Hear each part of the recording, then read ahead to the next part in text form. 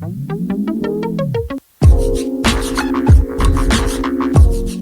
good morning, everybody. This is Sarfo-Mensah, owner and founder of Identity Talk Consulting LLC, and I'm back with another video. And as I've been looking through Facebook and other social media outlets, I've been noticing a trend of videos and posts from teachers and other educators stating how they've had difficulty dealing with angry parents, which is something that we all have encountered at one point in our careers. So I wanted to do a video regarding how to de-escalate and handle parents who come angry, who are difficult. So I have a few tips that I wanted to share. Now, before I get into the tips, here are some things that you have to know about parents. Now, for one, I always like to believe that every parent that comes to us has the best of intentions for their child. They're not perfect, just like we aren't perfect in what we do. But it's important for us to try to build a rapport with parents so that we can be on the same page in order to support their child. So in that spirit, I want to provide a few tips that will help you all handle angry or difficult parents. Well, number one, whenever you're on the phone with a parent or in a meeting with a parent and you see that things are starting to get out of hand with the conversation, what you want to do is you want to definitely notify your principal. That should be number one. If you're on the phone with a parent and they're clearly very angry to the point where they're not trying to hear your side of the story or what happened with the incident, and you feel like you can't communicate with the parent at that very moment, simply ask the parent, hey, if you still have any concerns or issues, you can talk to my principal, talk to my dean, but you want to let them know that, because the worst thing you can do is escalate the situation by getting just as loud as they are. So notify the principal, let them know about the situation in as much detail as possible so that when that parent does contact the principal at least has an idea or some context around what's already happened. So that should be number one. Number two, when you're in a meeting with the parent, because they're going to come more than likely still very angry about the situation that occurred with their child, you definitely want to make sure that you start off the meeting affirming the parent's concerns, but also sharing some positive things about that child, because some parents have the perception that certain teachers are just out to get their child, that they don't like their child. So you want to try to create an environment where the parent feels like you're on the child's side, but you're also on the parent's side as well. And the whole purpose of the meeting is to try to work together to resolve the issue as opposed to escalate it further.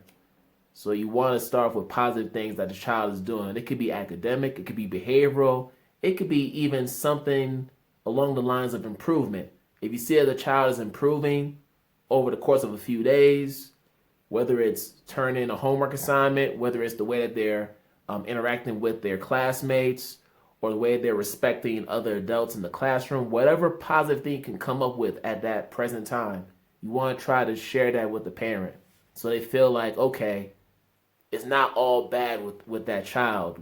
There are some things that they're doing right that we want to acknowledge. The third thing, which I started to mention in the first point, if a parent starts to get loud and irate with you, you do not want to match the anger of the parent, because that's what they're looking for. It's like bait. So you want to try to make sure that you maintain your composure throughout the entire conversation. If the parent needs to vent, let the parent vent, say what they have to say. I've been in situations where I've had parents insult me, talk about my family, among other things, and I've had to sit there and take it to the chin and maintain my composure, because at the end of the day, I'm not here to fight the parent. I'm here to help their child. So whatever I can do to try to get to that destination, I'm going to do. Even if that means having to withstand a barrage of insults coming out of anger from the parent. So we want to maintain our composure, because the worst thing you can do is give that parent ammo or any reason to take this situation further and contact a higher school district official or superintendent, because some parents will go there if you give them the ammo to do so. So definitely maintain your composure. And then also, probably the most important thing is to document everything. Whenever you're on the phone with a parent, document everything that they're saying in as much specific detail as possible. Because at the end of the day, it's that parent's word against yours. And in most school districts, there are protocols where you have to document parent conversations. Whenever you have a phone call with a parent, you should be documenting it somewhere, whether it's in your own phone log or journal or some computer program that the school district provides, where teachers have to type in whatever information they shared with the parent or whatever information the parent shared with them. So there is some protocol in place where you're supposed to document your conversations with parents, so that when parents do come for meetings and they try to question your communication with them, you have something to fall back on. And also, with your principal, they're going to want to know if you've actually made any effort to communicate with the parent before the situation manifested itself. You want to be able to show your principal or school leader or dean your log or whatever tool you use to document your communications with parents, whether it's with a phone call, whether it's with a text, email, or even in person. The more you document, the more you're covering yourself. So a lot of people like to call it CYA, which would stand for cover your, I'm not going to say the last one, let's just say cover your derriere. So make sure that you document everything that's going on so that you're protecting yourself. And those are really the main points. So I'll recap them one more time. I think number one, notify your principal. Let them know ahead of time that there's an angry parent that might come to the school to talk to them. Number two, try to keep things balanced. You want to share with the parent positive things that are happening with their child, because they want to know that you're on the child's side as well as theirs.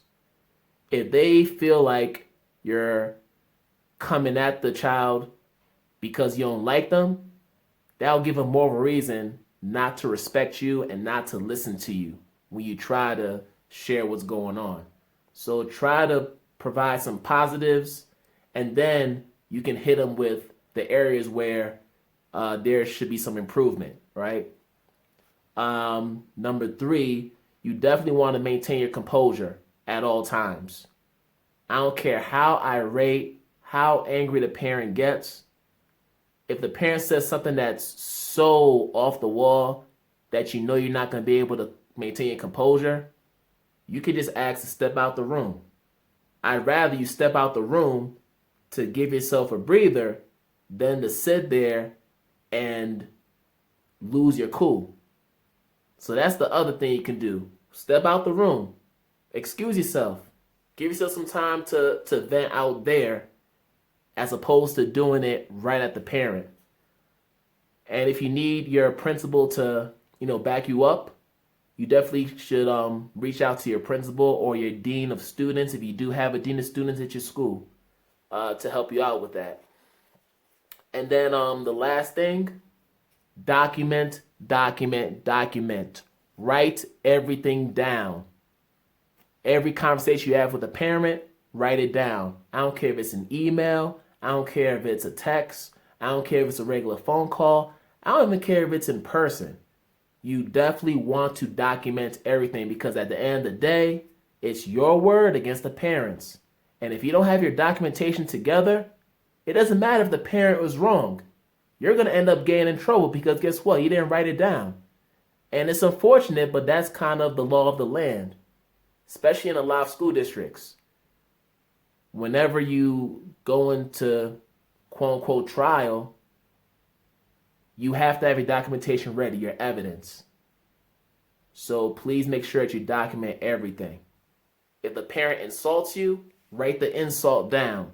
If a child says something to you, you write that down. If you leave a voicemail, write down what you wrote down in the voicemail and indicate that you left a voicemail at this particular time on this particular day. So you want to make sure you have the day, the time, what type of communication it was, and the content of the conversation. All that has to be documented. So that's what I have for how to deal with difficult parents, angry parents. A lot of these tips are easier said than done, but if you practice these tips over and over again, you will become more comfortable with it and it'll then become second nature. So please, let's put these into practice because at the end of the day, we want our parents to be our allies. We cannot do the work that we do without the help of the parents because they know more about the child than anybody, including us.